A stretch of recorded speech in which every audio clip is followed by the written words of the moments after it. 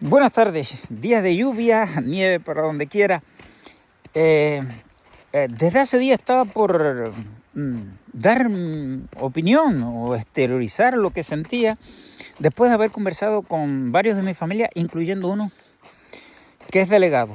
Aunque no pretendo aterrizar sobre él principalmente, ni exponer cómo vive una vida que realmente nadie quisiera tener, sí me ha hecho reflexionar al punto de que no me importa realmente herir sentimientos, al contrario, de hecho me gustaría herir sentimientos para que las personas pues que reaccionen, ¿no? Va mucho más allá de una ideología ciega sobre aquello que se desconoce. Y aquello que se desconoce, porque cuando tú devienes, cuando tú te conviertes en alguien que trabaja para el gobierno, aunque no estés realmente contratado para el gobierno, porque tú como delegado eres la persona que es un culpable, ¿no? Un culpable. Nada funciona, es culpa del delegado, pero el delegado no forma parte oficial del gobierno, entonces es una manera de limpiar todo ese excremento que significa el poder popular, que significa el Partido Comunista y significa a su vez el castrismo.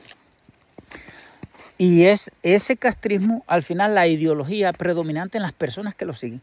Personas que por demás, yo realmente, bueno, puede que haya, ¿no? Pero yo realmente no me he encontrado uno que sea realmente revolucionario y haya estudiado a Castro. Yo personalmente, ¿no? Puede que haya que sean ciegos, la ideología te ciega y tú te dices, bueno, ¿y quién era Fidel Castro que tú lo sigues? Porque si nos hemos encontrado mucho, no solo yo, creo que todo el mundo, personas que dicen, bueno, yo no sé si yo soy revolucionario o no, pero yo soy fidelista. Bueno, si fuera revolucionario, incluso te puedo entender, llevando al significado, al concepto de esa revolución en términos sociales. Pero que me digas que eres fidelista, bueno, hermano mío, usted es una persona macabra, usted es una persona malvada. Porque Fidel Castro ya de estudiante estaba envuelto en asesinato. Lo leí en una bohemia de los años 40-50. Fidel Castro estuvo en febrero del 48 envuelto en el asesinato de Manolo Castro. Nada tiene que ver con la familia Castro, está un poco más malvada. Y justo después de eso va a Colombia y antes del asesinato de Gaitán, él estaba junto con el asesino. Es sugerente al menos. Y cuando tú quieres analizar esa personalidad astuta, porque hay mucha gente que dice inteligente, bueno, inteligentes son las cosas inteligentes que dicen. Dime una cosa inteligente que haya hecho Fidel Castro. Bueno, quizás la represión, los asesinatos, la destrucción de Cuba, las mentiras, bueno, eso sí. Pero cosas en favor de la sociedad cubana o fuera de nuestra frontera, pues una sola. No me digan muchas, una sola. Yo quiero que me digan, yo he preguntado mucho, llevo años preguntando y nadie me ha dicho algo. Y no vayan a meter la educación y la salud porque eso sería un desconocimiento de cómo era la educación y la salud en Cuba. ¿Había analfabetos? Sí. ¿Había problemas incluso de parasitismo en Cuba? Sí. Existían en todo el mundo, pero Cuba era uno de los países que mejores índices tenía. De hecho, el 22.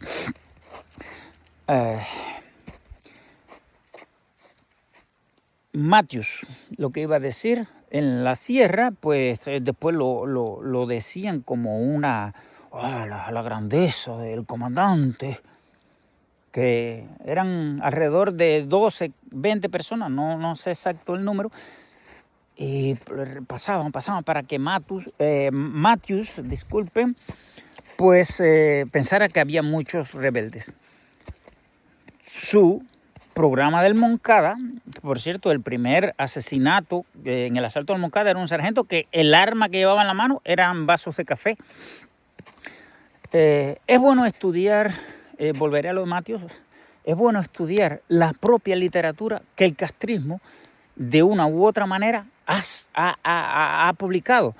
Yo podría recomendar Los rostros del secreto, es un libro que será difícil de encontrar, que fue a los 20 años del Minin, Misiones en Conflicto, que entre líneas ahí ves cómo asesinaron a Guevara, secretos generales, muy importantes también.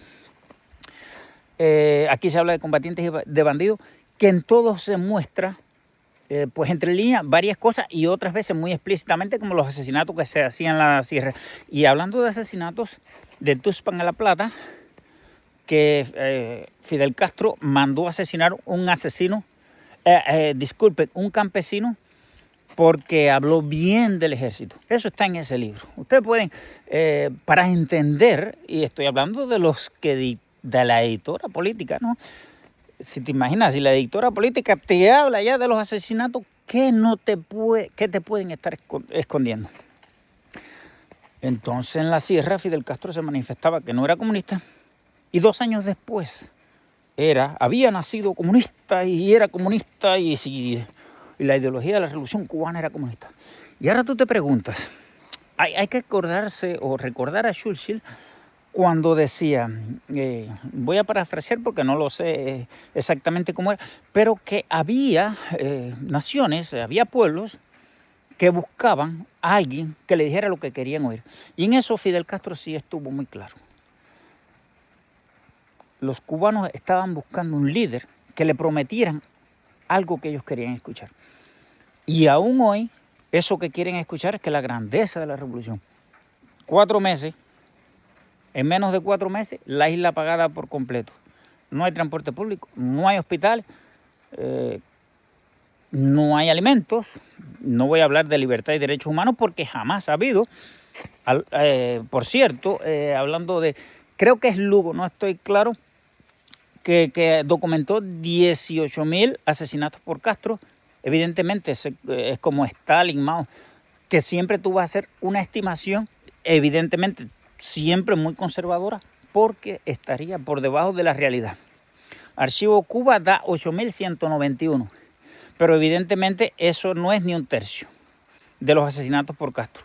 Incluso Archivo Cuba da cerca de 20.000 personas que han perdido la vida tratando de escapar del país. Eso está muy lejísimo de la realidad porque ya sobrepasa las 100.000 víctimas, que son muertes o vidas perdidas gracias al castrismo. Porque ¿cuántos se ahogaron en el mar?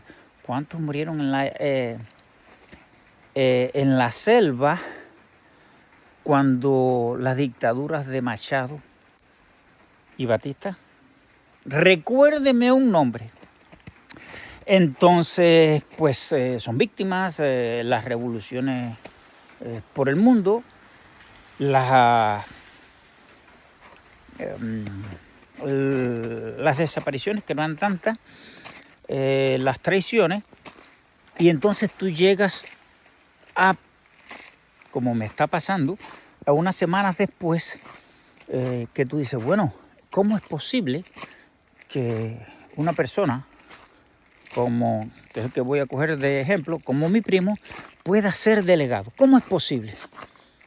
¿Cómo es posible? O voy a recomendar incluso yo personalmente, que soy anticastrista a un % muy elevado, voy a recomendar la historia de Max Olvera. Caballero, tú eres comunista, léete la historia de Max Olvera y pregúntate por qué ese programa que estaba ahí, que fue por lo que los cubanos lucharon, que son 10 puntos, que estaban bien, formaba parte de la manipulación. Y si tú prometes eso, inmediatamente que tomas el poder, que no ganaste, Castro, la revolución no triunfó, Batista huyó y tenía el control del 90% del país. Batista fue dado de espalda, para no decir traicionado, por el gobierno norteamericano a partir del mes de abril, después de la huelga del 9 de abril, por los asesinatos que hubo. No llegaron ni a 9. Raúl Castro asesinó 72 el 3 de enero de 1959. Las mismas personas que le abrieron las puertas en Santiago de Cuba. Eran 73, pero uno logró salvar la vida. Los otros grupos que contribuyeron a lo que se llamó la revolución o la lucha contra Batista, creo que sería más justo decir, pues evidentemente fueron eliminados por Castro, salvo algunas excepciones como Zayas, Chomón, etc. Pero en su mayoría fueron asesinados, encarcelados o de alguna manera estimulados a que se fueran del país, porque lo otro que les tocaba era o prisión o asesinato. Y entonces, bueno, borrados de dos expedicionarios del Granma, Fidel Castro, un expedicionario, no recuerdo su nombre, ¿no? Es difícil tratar de que el centro de tu vida sea lo que lees sobre ese sistema macabro, pero un asaltante al Moscada y a su vez expedicionario no están en el museo ese que había por Isla de Pino.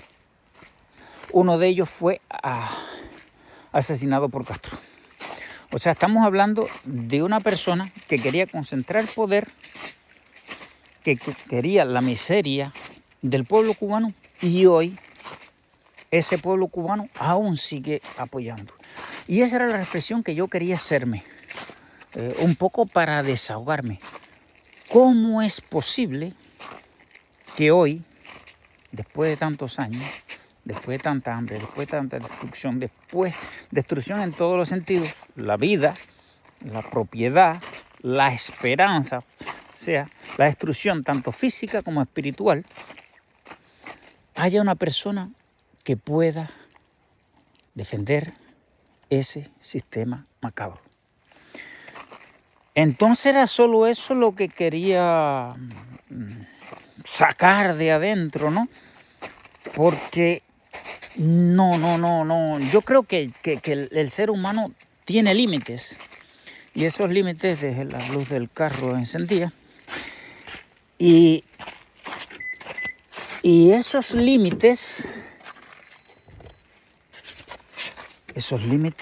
ya se pasaron en Cuba hace, no voy a decir 65 años, pero hace casi 65 años, desde el propio comienzo.